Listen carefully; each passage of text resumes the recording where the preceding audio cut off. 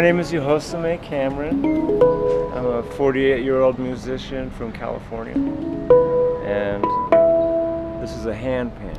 The handpan is a steel drum invented in Switzerland in the year 2000, paying homage to and tuned by the steel drums from Trinidad.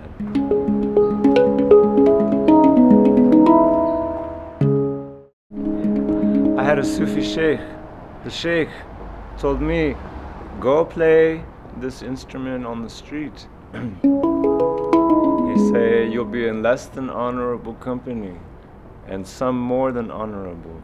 And every dollar that come to you, you know that came from Allah, came from the divine source, you know. And his advice has proven to be true. And that's how I got into busking, really. Sufism is the mystical branch of Islam. Sufism is the purification of the heart. The Muslims believe that the reason we're here is to worship God. So in order to do so, we need to clean our hearts. And Sufism is the process by which you do that. That's my understanding of it. And Sufism has a lot to do with sound, which has always been my thing anyway. As a matter of fact, it's been called a sonic theology. And the idea is that sound is very powerful. And music is very powerful, as we know, so I'm not going to be able to explain it. But it has to do with vibration and resonance and harmony or dissonance and these kind of things. Yeah, I'm bringing the walls of Jericho down after 3 days of blowing the trumpet. And, you know, the wine glass breaking with that operatic voice that can hit that resonance that just shatters it. We believe that sound is very powerful. And what I'm doing here is a very gentle offering. And a lot of people don't even hear it. But then some people, I can see it now, I've learned to recognize that some people just stop and I like that actually, because most of these people here are shopping. And very consumer driven, and there's nothing wrong with that. But if I can snap them out of that mode where they're just totally present in the moment, that's a beautiful thing. Handpan.org is a good place to start. Fortunately, they're being made all over the world now, but they're rare because they have to be handmade. So the supply is swamped by the demand with these instruments. This one was made in California by Colin Folk.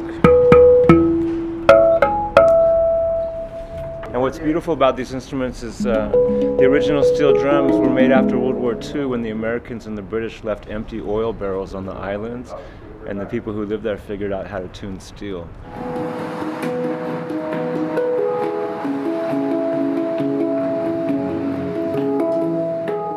Tune just like a harmonica is, meaning there isn't a wrong note to play. So you could have a musical experience with one of these without any musical training, which is a nice component to it.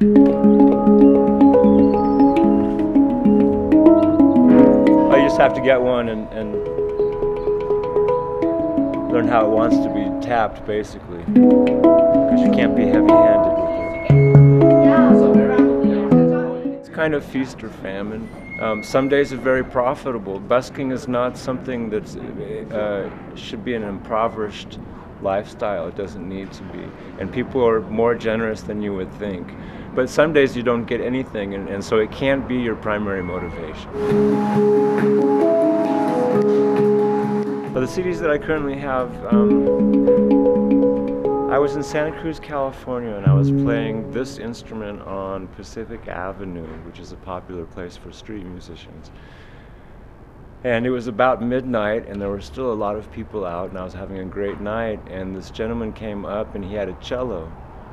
And he sat down with me, and he just started playing the most beautiful cello music. And the cello and the handpan, those two instruments really hold each other well. They're very complementary. So we busked for 2 weeks, and then we went into a cabin in the Redwoods, and we recorded the music that's on this CD here. And that's why I'm particularly fond of that CD. I have other recordings and other CDs, but the one that I'm currently selling is with, his name is River Solomon, and that's why it's special to me, because he's on it. We had home recording equipment, which is fairly simple process these days, you know, a nice microphone.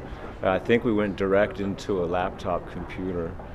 So the recording is homemade, and you can hear things like roosters in the background and acorns falling every now and then on the roof of the cabin. So it's rustic, but that gives it a particular flavor, which is pleasing.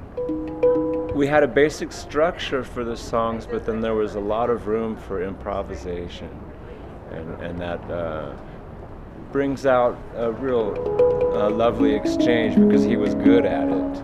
So we could go back to the melody line or the structure of the song, and then we could take off and explore open space. There's only 3 songs on the CD, but it comes in at 40 minutes, so they're long songs. Well, I grew up in Lake Tahoe, which is the Sierras. A beautiful place to grow up, lots of swimming and hiking. And I started playing the guitar when I was 6 years old. I grew up in Lake Tahoe, and I actually have a degree in music from 30 years ago. And I did a lot of traveling.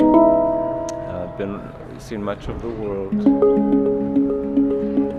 I've been to Tahiti, I've been to Morocco, I've been to France, Spain, Italy, Greece, Croatia, all through Mexico, up to Canada,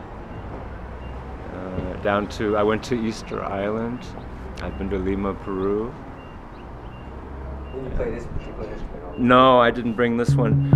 I've hitchhiked across the country twice, actually, busking, but the traveling around the different places of the world was with my family. And I had a guitar, but not a handpan.